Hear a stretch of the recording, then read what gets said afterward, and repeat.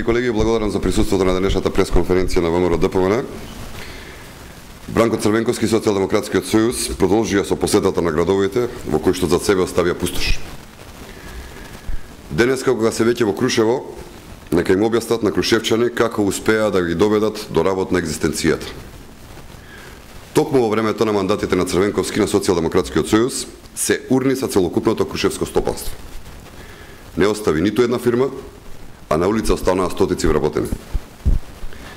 Сега саме Бранко Црвенковски, како ќе им погледнат во очи на вработените во крушевската стаклара, која што прва настрада од неговата трансформација, а потоа следа и текстилниот комбинат Илинденка со над 300 вработени, Жито Крушево и Крушевската златара со над 80 вработени.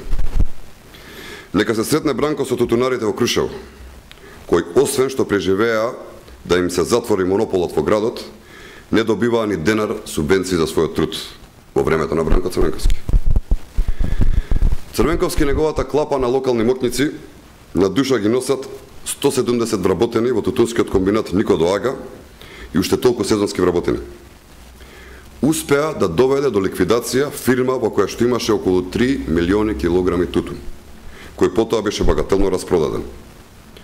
Успеа еден гигант да го доведат до клуч во 2004 година и речиси да немаше семејство во Крушево кое не остана со барем еден незапослен од нивното семејство. Од оваа фирма, а само 2 години претходно, истиот е Бранко Црвенковски ветуваше дека ќе вработува по еден човек од секој семејство.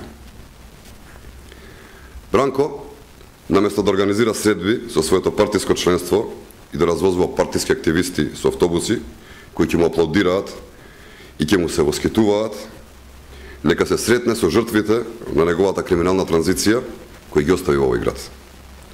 Нека им објасни Црвенковски на крушевчани зошто, поради неговата погрешна и погубна политика, денеска во Крушево нема ни половина од населението кој што живееше во 90-тите. Црвенковски и СДСМ се должни пред крушевчани да се извинат што ја уништуваа перспективата на овој град.